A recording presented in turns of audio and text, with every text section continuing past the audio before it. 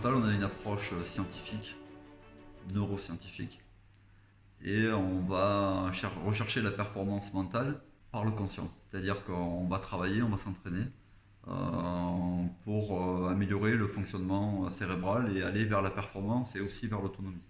Mais au fil du temps, ce que je me suis rendu compte, c'est que les gens qui viennent de n'importe quel horizon, que ce soit des sportifs, des artistes, des gens en quête de développement personnel, des gens de tous âges et de tous milieux, on avait deux parties qui étaient à peu près égales, où il y en avait qui obtenaient des résultats parfois assez surprenants, assez rapides et durables, et puis d'autres avec lesquels on butait un petit peu, où il n'y avait pas beaucoup de changements, où les changements ne tenaient pas très longtemps.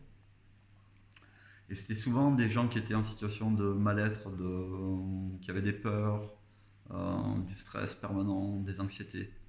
Euh, Tous ces phénomènes-là qui viennent vraiment profondément nous embêter. Et donc là, j'ai décidé de me former en hypnose humaniste. Et pourquoi en hypnose humaniste? C'est parce que l'hypnose humaniste est une hypnose en ouverture. C'est-à-dire que c'est le patient qui agit sur lui-même, et le travail du thérapeute, c'est juste de le mettre en état de conscience augmentée pour qu'il puisse en fait recevoir les messages de son inconscient et parler à son inconscient.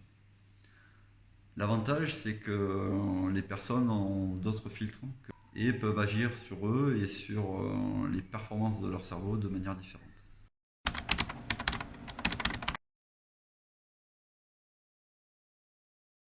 Quelle que soit l'approche, on a tendance à scinder l'esprit humain en deux. Le masculin et le féminin, l'enfant intérieur et le critique, le conscient et l'inconscient, le yin et le yang, la réalité et le rêve, le devoir et la liberté.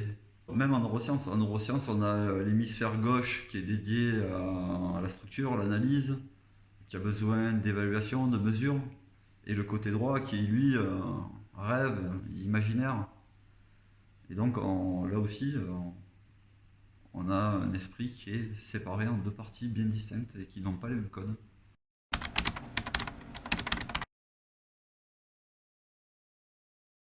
Ça fait un sacré fouillis dans une seule tête et ça crée des confusions.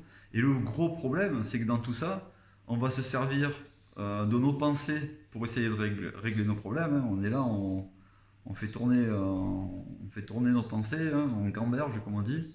Et en fait, les pensées, qu'est-ce qu'elles vont faire? Elles vont partir dans tous les sens. Elles vont fuser. On a 60 000 pensées par jour, c'est énorme. Il y en a qui sont redondantes et puis elles vont aller puiser des informations à la fois du côté cartésien, des choses qui représentent notre réalité, et aussi dans notre imaginaire, dans les projections qu'on peut faire, dans notre mémoire émotionnelle, tout ça.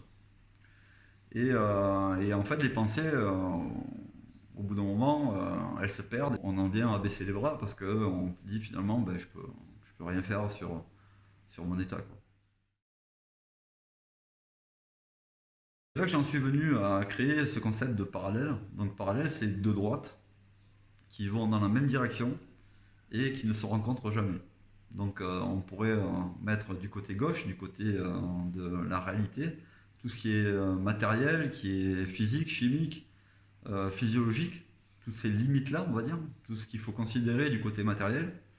Et de l'autre côté, en fait, tout ce qui est imaginaire, subtil, où on peut retrouver aussi la création, l'intuition, l'attraction pour certaines choses.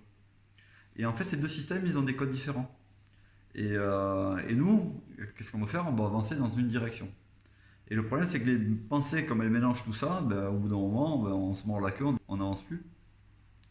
Et donc le fait de pouvoir avoir cette approche qui est à la fois neuroscientifique, qui répond au code de l'hémisphère gauche, et à la fois une approche par l'hypnose qui va aller chercher dans le subtil et dans l'impalpable des ressources, fait que les deux droites avancent en même temps dans le même objectif. Donc il suffit au sujet de se placer au centre de ça et de profiter et de continuer à aller vers son projet en utilisant ces deux approches. Le problème, c'est le croisement. Parce que quand on cherche à interpréter et à comprendre le côté subtil, en fait, il ne peut pas se développer. Lui, le côté subtil, on ne peut pas le comprendre. On peut simplement le ressentir et en profiter. Et là, une fois qu'on le ressent, il est exponentiel. C'est une puissance hein, incroyable. Et le côté rationnel, au contraire, lui, il a besoin d'évaluation. Donc si on lui donne du ressenti, ben, il est perdu. Il n'a plus rien il a plus rien pour mesurer. Et pour établir des plans, il a besoin d'évaluation, de mesures, de se structurer, de se projeter sur des choses qui sont bien concrètes, alors que lui, le subtil, a besoin de se développer par les ressentis. C'est pour ça qu'en fait, avec cette double approche, ce système de parallèle, on arrive et par la préparation mentale et par l'hypnose à avoir un projet qui avance en considérant l'ensemble de notre personnalité.